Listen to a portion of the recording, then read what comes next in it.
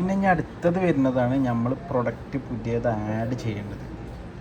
ഇപ്പോൾ ഏതെങ്കിലും പ്രൊഡക്റ്റ് പുതിയതായിട്ട് വന്നിട്ടുണ്ട് അല്ലെങ്കിൽ ആഡ് ചെയ്യണം, ഇതിലില്ലാത്തത് ഇപ്പോൾ ഈ സൂപ്പർ മാർക്കറ്റിലേക്ക് ഏകദേശം ഉണ്ടാവും.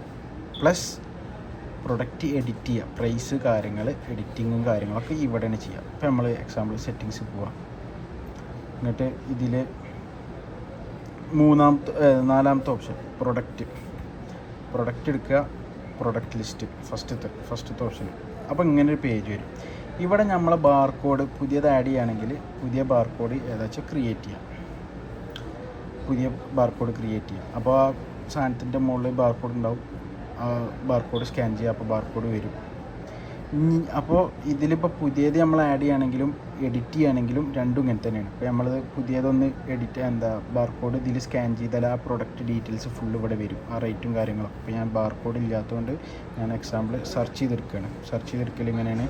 സെർച്ച് അടിക്കുക, എന്നിട്ട് സെർച്ച് കൊടുക്കുക, എന്നിട്ട് നമുക്ക് എന്തെങ്കിലും ഒരു പ്രൊഡക്റ്റ് ആഡ് ചെയ്ത് സെർച്ച് ചെയ്തെടുക്കുക.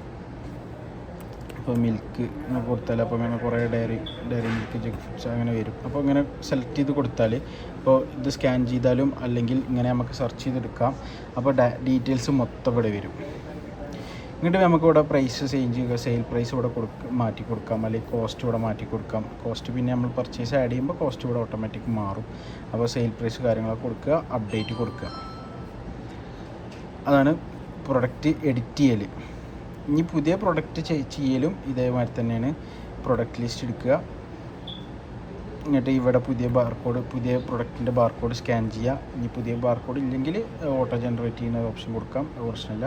അപ്പോൾ ഇങ്ങോട്ട് നമ്മൾ എന്ത് ചെയ്യുക, ഇവിടെ ഇപ്പോൾ നമ്മൾ ഏതാച്ചാൽ പ്രൊഡക്റ്റ് ആഡ് ചെയ്യണമെന്ന് വെച്ചാൽ ഇപ്പോൾ നമ്മളൊരു മിൽക്ക് അടിച്ചു, ഇവിടെ നെറ്റ് ഉണ്ടെങ്കിൽ ഇവിടെ ട്രാൻസ്ലേറ്റ് അടിച്ചാൽ അവിടെ അറബി പേരും വരും, ഇതിൽ അറബി പേരും വരും.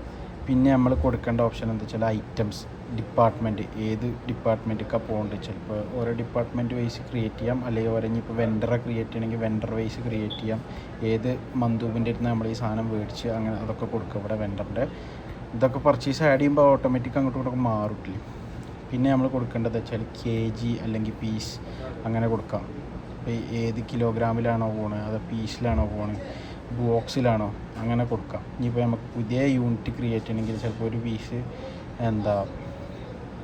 ഒരു ബോക്സിൽ ചിലപ്പോൾ 24 പേര് ഉണ്ടാവും. അപ്പോൾ ബോക്സ് 24 കൊടുത്താൽ ബോക്സ് 24 കൊടുക്കുക, അല്ലെങ്കിൽ 25 അല്ലെങ്കിൽ 24 കൊടുക്കുക. ഇവിടെ എത്ര ക്വാണ്ടിറ്റിയാണ് ആ ബോക്സിൽ ഒരു പീസ് വരിക, 24 പീസ് വരും. അപ്പോൾ അത് കൊടുക്കുക, സേവ് അടിക്കുക. അപ്പോൾ 24 ബോക്സ്. അപ്പോൾ നമ്മൾ ഇവിടുന്ന് ഈ കോസ്റ്റ് കൊടുക്കുമ്പോൾ അങ്ങോട്ട് കൂടെ മാറാൻ വേണ്ടിയിട്ടാണ് ഇത് അങ്ങനെ കൊടുക്കുന്നത്. അപ്പോൾ ഇങ്ങോട്ട് നമുക്ക് ഇവിടെ കൊടുക്കുമ്പോൾ ഇപ്പോൾ ഒരു പീസിൻ്റെ റേറ്റ് അടിച്ച് ഒരു ബോക്സിൻ്റെ റേറ്റോ അല്ലെങ്കിൽ ഒരു പീസിൻ്റെ റേറ്റ് ഇപ്പോൾ ഒരു പീസിന് 1 റിയാൽ അടിച്ച് കൊടുത്താൽ 24 പീസിന് 24 റിയാൽ. എന്നിട്ട് നിങ്ങൾ എത്രയാണ് വിൽക്കുന്നത്, ഇവിടെ കൊടുക്കുന്ന സാധനം നമ്മൾ എത്ര റുപ്യേൻ്റെ കൊടുക്കണം. ഇപ്പോൾ 1.9 റിയാൽ കൊടുക്കുക, എന്നിട്ട് സേവ് ആക്കുക. അതങ്ങനെ ഇതാക്കുക. ഇത് എത്ര റിയാലിനാണ് കൊടുക്കണമെന്ന് വെച്ചാൽ ഈ ബോക്സ് 24 കിട്ടി. അപ്പോൾ 24 കൊടുക്കുക. ഇത് എത്ര 30 കൊടുക്കണമെന്ന് വെച്ചാൽ 30 ഇട്ട് കൊടുക്കുക. അപ്പോൾ 30 റിയാൽ കിട്ടും. ഓക്കെ, ഇതന്നെ നമുക്ക് സിംഗിൾ പീസ് കൊടുക്കണമെങ്കിൽ സിംഗിൾ പീസ് ആഡ് ചെയ്തിട്ട് ഈ 2 പ്രോഡക്റ്റ് ഒന്നിട്ട് ലിങ്ക് ചെയ്യാനും കാര്യങ്ങളൊക്കെ പറ്റും. അതൊക്കെ ഞാൻ പറഞ്ഞ അടുത്ത ഓരോ വീഡിയോയിൽ. എന്നിട്ട് സേവ് അടിക്കുക, അത് സേവ് ആവും, ആ പ്രൊഡക്റ്റ് സേവ് ആവും.